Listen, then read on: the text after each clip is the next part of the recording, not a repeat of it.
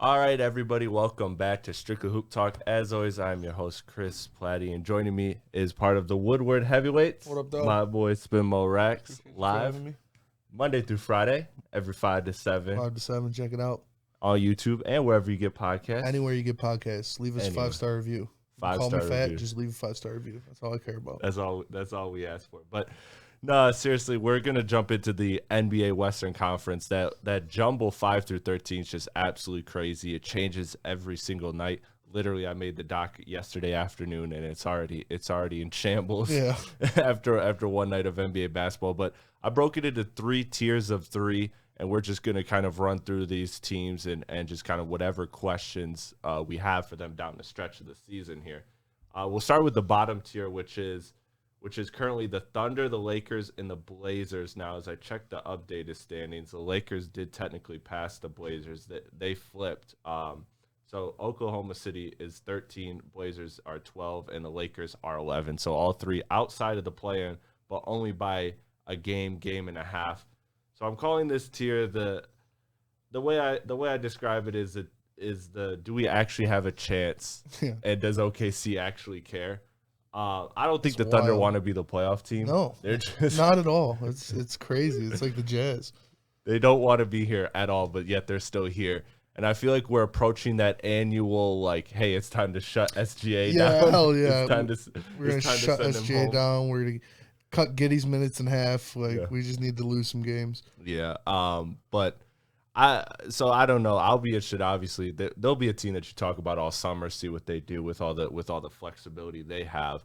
The real question in here is LeBron's foot injury. Yep. He's gonna get reevaluated in 2 weeks. No timetable after that of when he will return. So I'm guessing a minimum probably 3 weeks. You have no LeBron. Mm-hmm.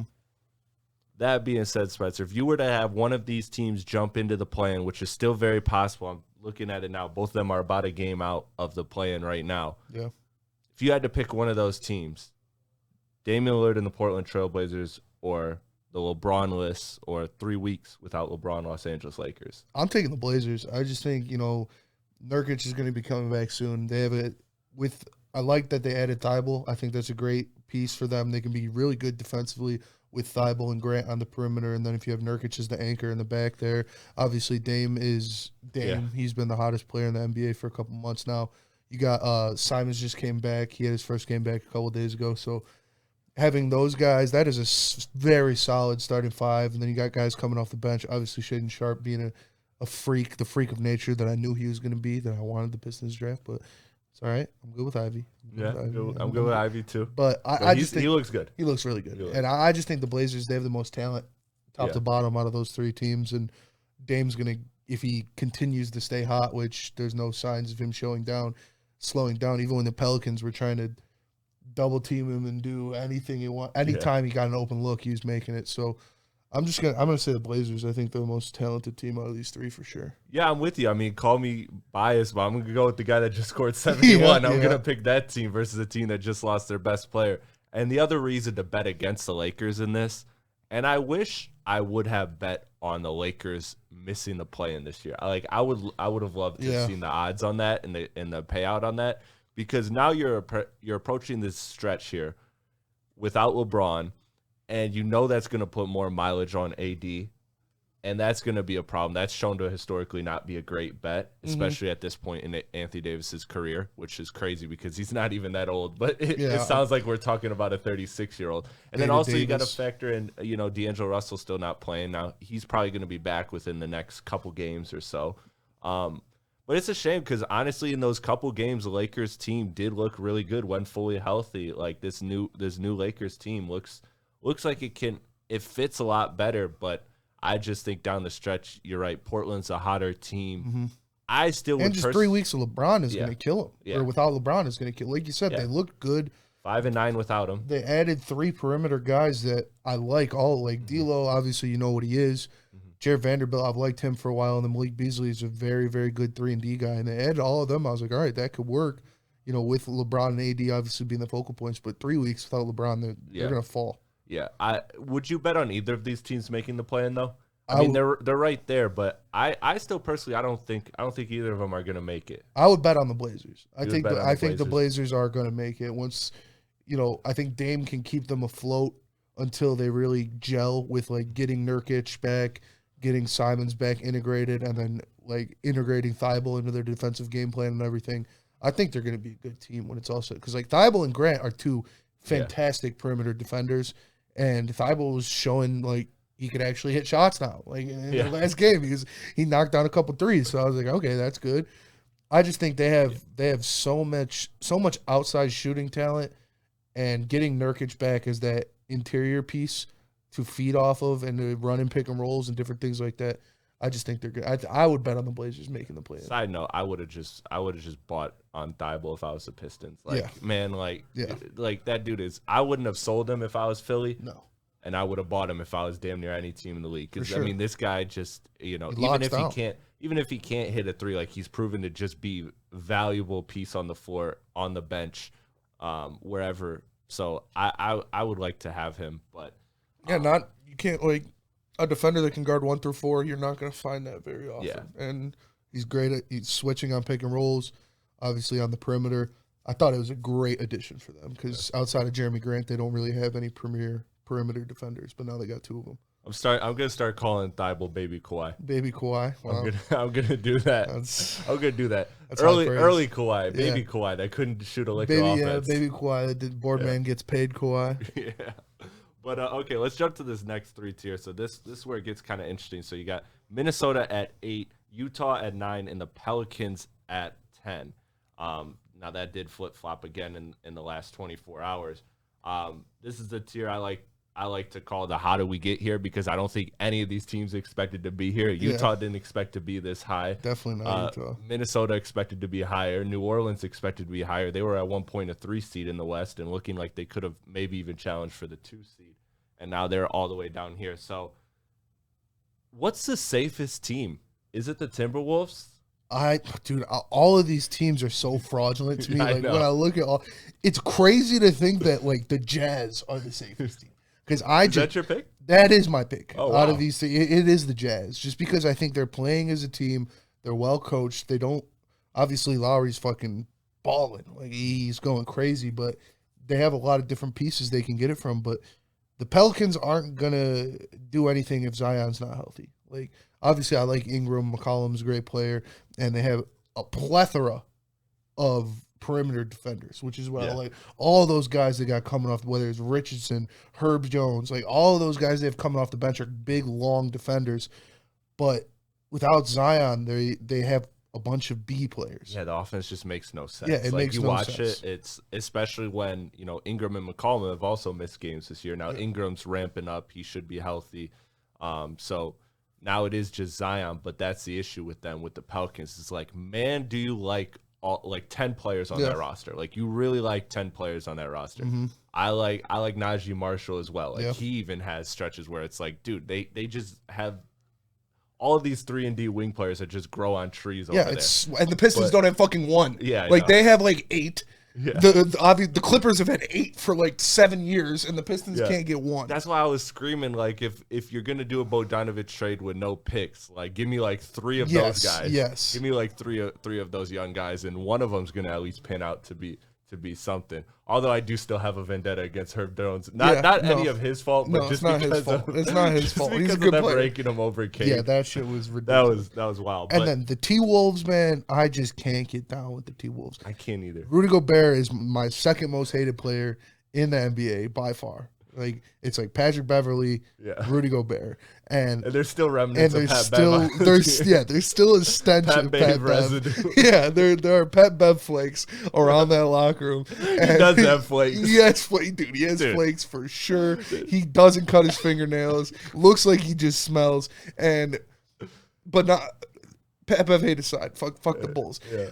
The Wolves are just fraudulent to me. I don't know. The T-Wolves are never going to be a team that I'm like, yeah, that's going to work. Like Cat and Gobert, yeah, that'll work. That'll win you some games. Because I hate Cat too, but I at least respect Cat's game. Like he's a baller, but I just hate how he acts and how he flops and how he cries.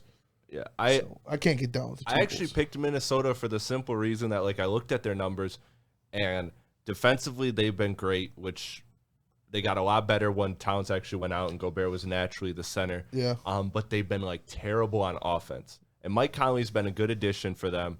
So I'm thinking like Towns coming back, you're still going to figure out that fit. Like they didn't get enough time to figure it out. And again, I'm with you. I don't think there is something to figure out there. Yeah. But like just, for the optics of like buying them time. I just think offensively, like, Cat is one of the best offensive players in the league. Like I think he'll raise that floor quite a bit.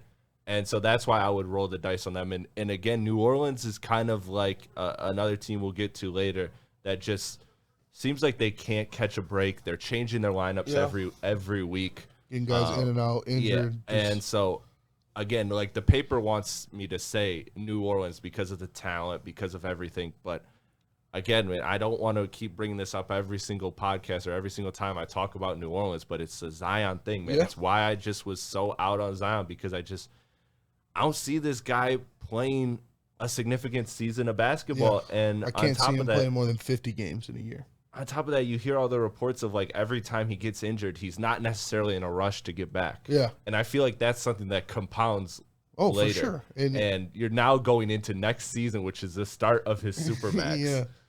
I know they put some stipulations in there for health and games played and all that, so they protected themselves a little bit, but it's still going to be, oh my God, I forgot about the weight clause. No more If Woodward made you sign a weight clause, what would you have done? I quit. I wouldn't be here anymore.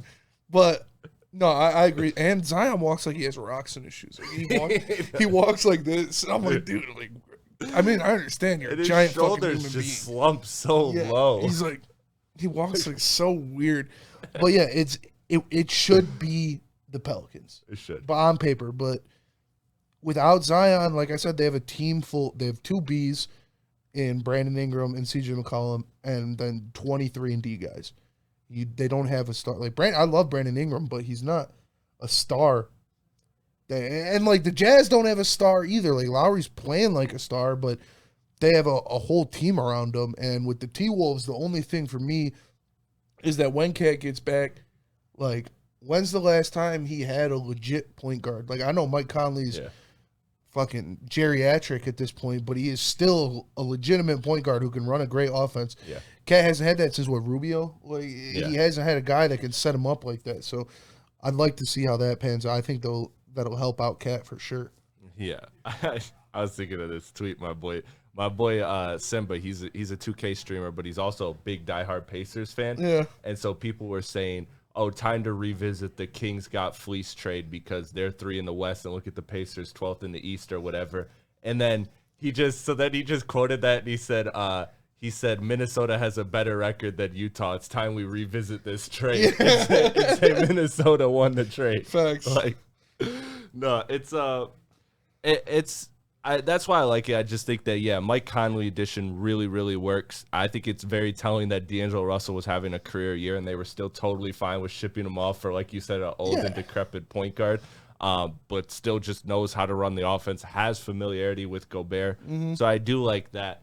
But I do think that, and I'm looking it up now, and there's still just no clear timetable on if Zion's even coming back this season when at first this was a couple-week injury. Yeah. And now we're approaching months now. So I'm scared of it, but I do think that with Zion, if there was a world where he does come back, like this is a very dangerous low seed. Oh, like, for sure. Like if the Pelicans are fully healthy, you could talk me into them climbing, and depending on who gets the 2 seed, because in the play, it looks like they're going to be locked into the plan. Maybe not though, but if they're saying they're realistically like the 7th seed, and they play either Sacramento or dare I say Memphis, I could see those being very competitive series. Oh, 100%. For the Pelicans, whereas anybody else in this tier and that we've mentioned so far, I really don't think so. Outside of again the Lakers, but it doesn't seem like that's going to happen with the injuries on their roster. Yeah, I think that no team would want to see a healthy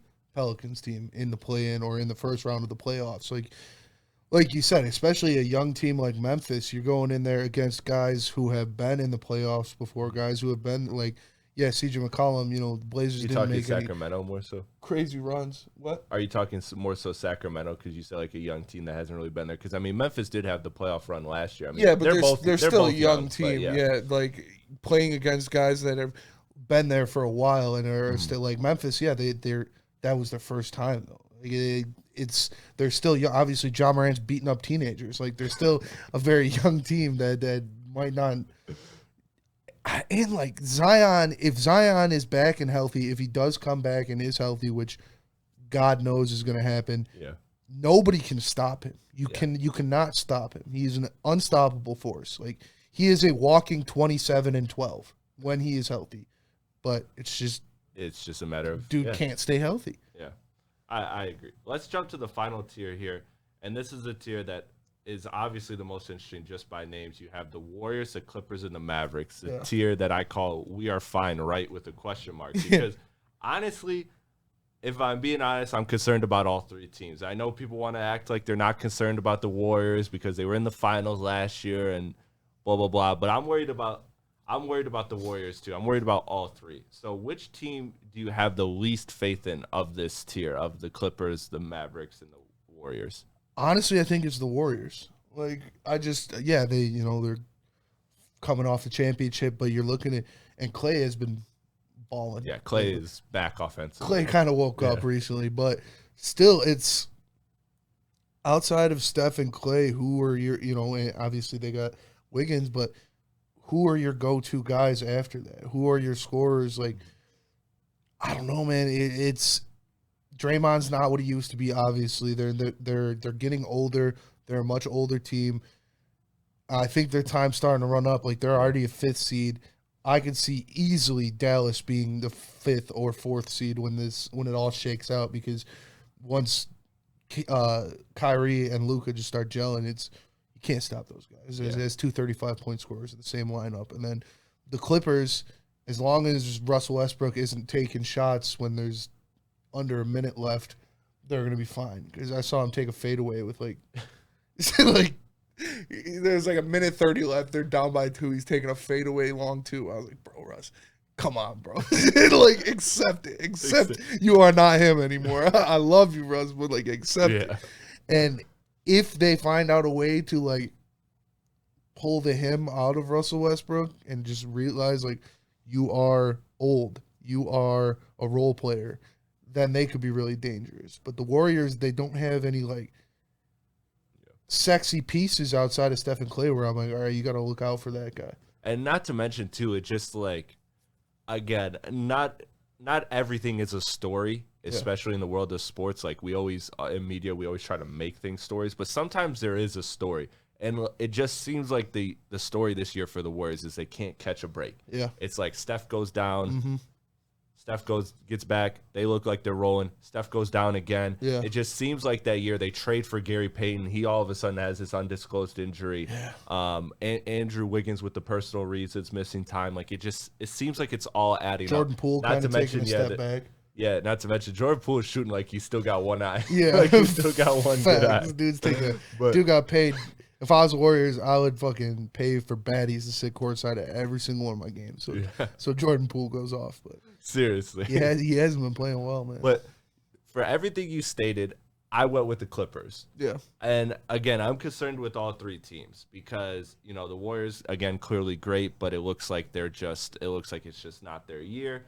You have the Mavericks, who've looked just as bad since getting Kyrie. I mean, they've been up and down, and they've had disastrous clutch stretches. Now, again, they'll figure that stuff out. They will. But they defensively also look like a question mark and a problem, which shouldn't be a shock to anybody. But I went with the Clippers because the simple fact is they have lost their last 4 games since acquiring Russell Westbrook. And not great. It's the thing. Everything you said about Russ buying into being a role player, I'm just sick of having that conversation because I just don't think it's coming. I think it's a lot like our boy Carmelo, where it was just you kept selling the dream, selling the dream, and it just quite wasn't there. Now, Melo, I think, ultimately did reach a point where he bought in. Yeah, like when he was on the Blazers, it was just a little too late. But I think the same thing is happening for Russ, and I just see that as a problem. I see a team that just talk about a lack of continuity. The Clippers are almost as hypothetical as the Brooklyn Nets with the KD, Kyrie, and That's James so Harden. Like, and how much nobody more talks time? about it. Nobody talks about like how Paul George and Kawhi teaming up just has amounted to nothing. Nothing. Nothing. And like nobody's like, oh, it's such a failure. Like those were 2 top 10 guys in the league, like when it happened, and arguably still 2 top 15 guys in the league. And there's just nothing there. And they've always had a bevy of, like I said, 3-point shooters and defenders. I like Zubats a lot. And they have a lot of talent. They've got always talent. had a lot of talent. Yeah. It's just been injury combined with just the lack of cohesion. And they keep just trading in these parts and rotating these new pieces in, and it's just the same thing. And at some point, you got to reach this point where this is what we got and this is what we're rolling with. Let's build on this. But instead, I feel like they just keep looking at the paper of the roster and then just tweaking it based off of that rather than what's on the court and what's actually working, because there's no way on earth you would have did this free agent pickup now I know obviously that Kawhi and Paul George pushed for it and the stars control, but there's just no way you would have done this looking at paper and being like, this is what we need. Yeah, this will be a fit. Yeah. This isn't what you came for. Like and John Wall didn't work out. Yeah. They're basically the same player at this point in their careers. Absolutely. So I don't know why they thought that would work. I just don't get it. And they're the second highest payroll in league history. Yeah. Behind only this year's Warriors, who's also in this tier. And so one of those 2 teams is going to go home very, very disappointed. And I actually think there's a real possibility that the Clippers lose in the play-in and don't even make the playoffs. Lose in the play-in? I don't know if you're ready to go there, but I am, dude. I see the writing on the wall, and it's hard to bet against Kawhi in the playoffs. He's been awesome. It's not even necessarily a bet against Kawhi and Paul George. It's a bet against continuity and just the overall Clippers experience. I could see the Blazers sending home the Clippers in the play-in. I could too. Like second coming of Dame Wave. Like if we get another Dame Wave, I wouldn't be surprised. Like Dame is one of 36.5 points per game. Yeah, 36.5. His average, like you go to bet on a Dame over under, it's 35. It's like what? Like what the fuck are you talking about? 35. And he scored 40 more times than than times he scored under 30. Yeah. That's crazy. And he has 2 series clinching shots in the playoffs. Like cold-blooded threes, series clinchers. I would not want to play against Damian Lillard in the playoffs or the play-in. Like you're telling me I got 1 game I need to win. I'm taking Damian Lillard right now. And he's going to get that sideline interview after the game. That's going to be an interlude on every rapper's album. Honestly, like he would be like a top 3 player I would pick right now. Yeah. If you're telling me you have to win 1 game. Yeah. Who do you want? It'd be like Giannis. I want to say like Embiid or Jokic. Probably Jokic and then Dame. Just because you would say Dame over Luka? Yeah.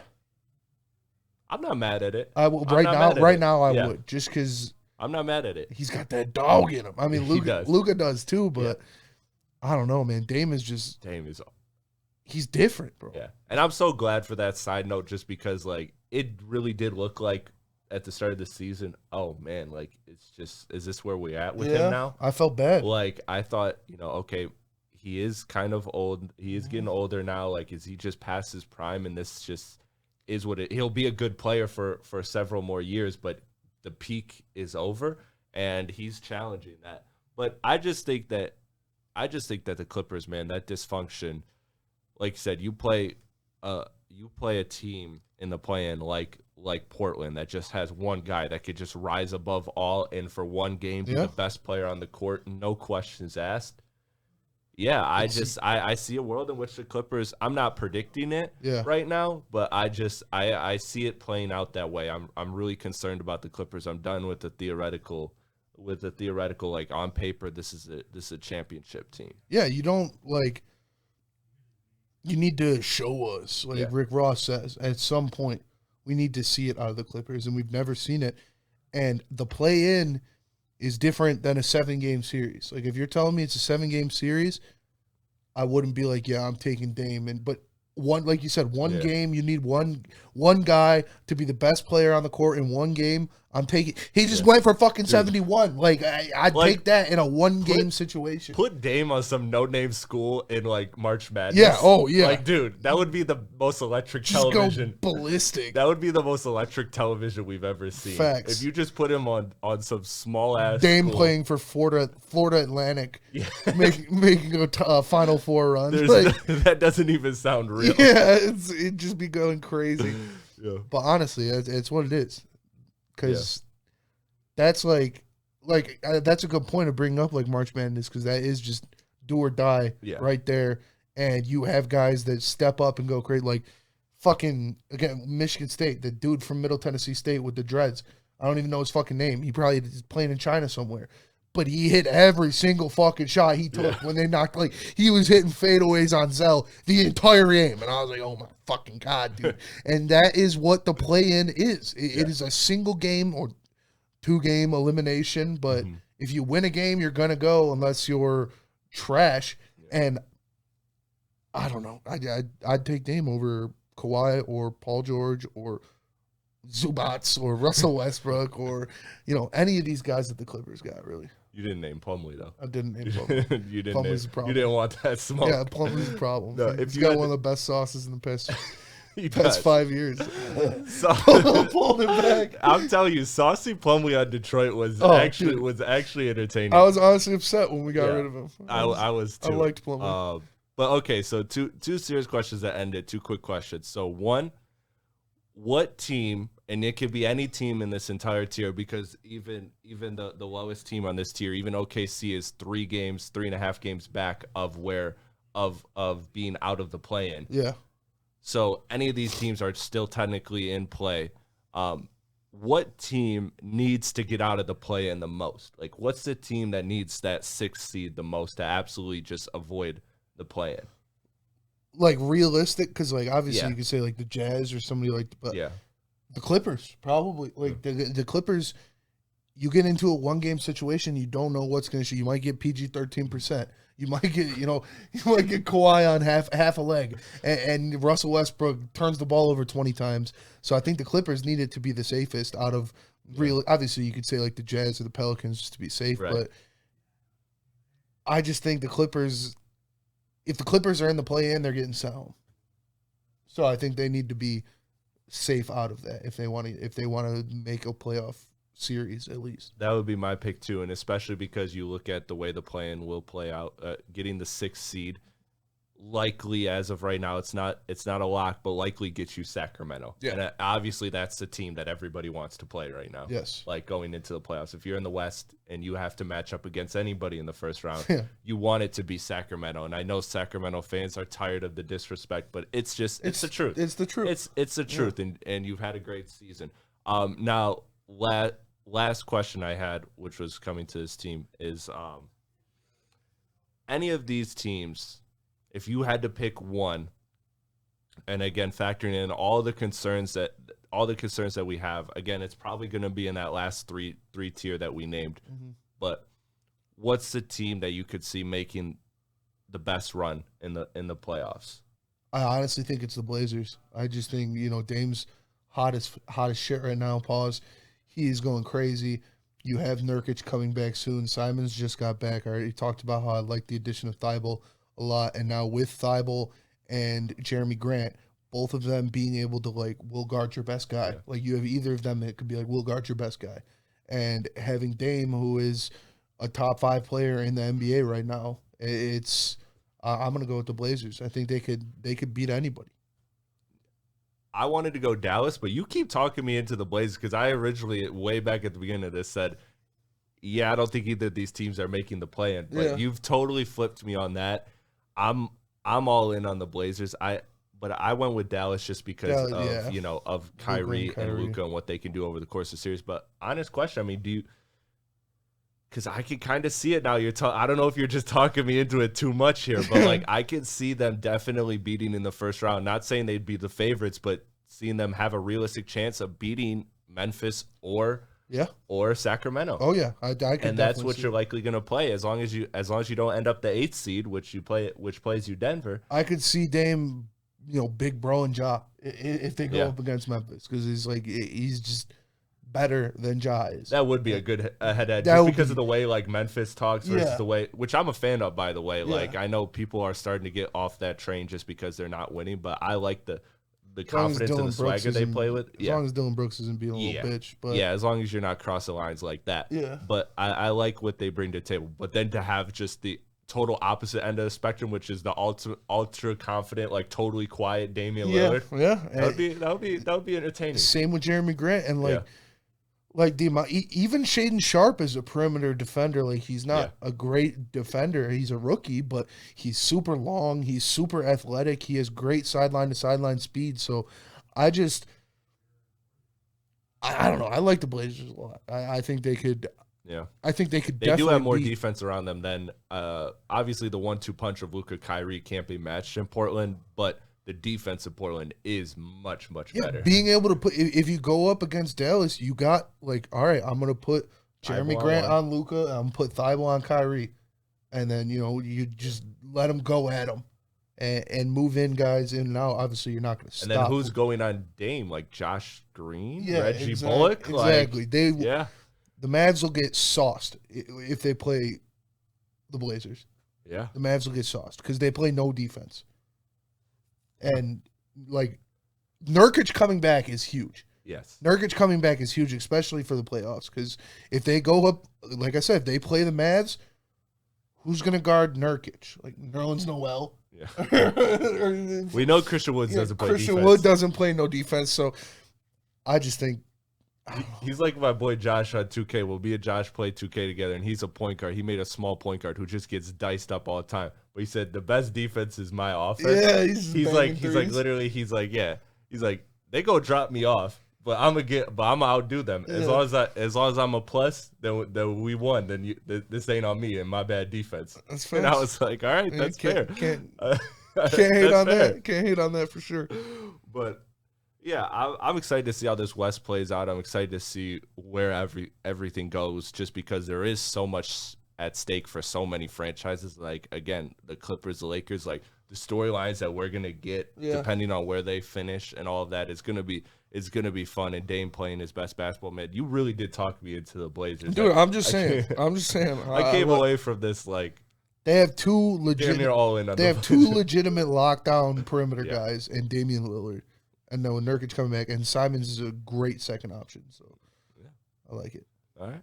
Well, that'll do it for this episode of Strictly Hoop Talk. Once again, I want to thank my guy Spencer for coming on. We got a show to do. I thank you for taking time out of the prep work.